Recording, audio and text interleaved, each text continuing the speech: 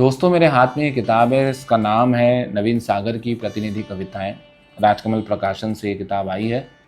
इस किताब का संपादन किया है अविनाश मिश्र ने, जो कि मौजूदा हिंदी कविता का खुद एक बहुत अहम नाम है।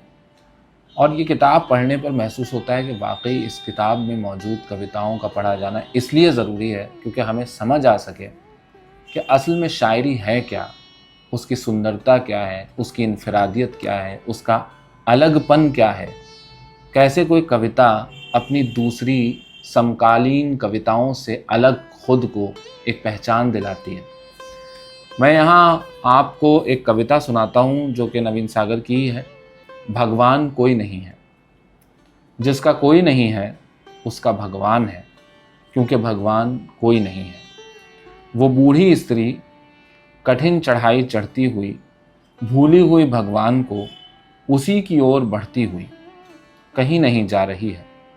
जो उसका भगवान है किसी और का नहीं, कोई और उसके भगवान को मिटा रहा है। बूढ़ी स्त्री इससे बेखबर जा रही है, उसे दुख मिटा रहे हैं। वो मिटती हुई कहती हुई भगवान से बुदबुदाती घर आ रही है। दूर पहाड़ी पर प्राचीन मंदिर और प्राचीन हो रहा है। उस धुंधले अंधेरे पेड़ों के झुरमुट के पास, धूल में चींटियों कीड़ों में कहीं उसका भगवान सो रहा है। मंदिर में उसकी सूनी जगह को घूरता हुआ मंदिर खड़ा है।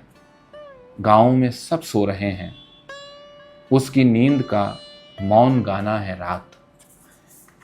तो इस तरह की नज़में इस किताब में मौजूद हैं। और मेरा मानना है कि चाहे आप उर्दू शायरी कर रहे हों या हिंदी कविताएं लिख रहे हों या अंग्रेज़ी में लिख रहे हों या किसी भी भारतीय भाषा में लिख रहे हों, लेकिन अगर आप हिंदी समझ सकते हैं, पढ़ सकते हैं, तो इन कविताओं को ज़रूर पढ़िए, क्योंकि ये आपको कविता के असली मेयार से आशना करती हैं।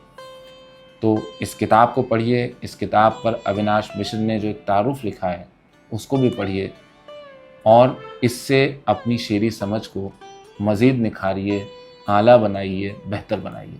शुक्रिया।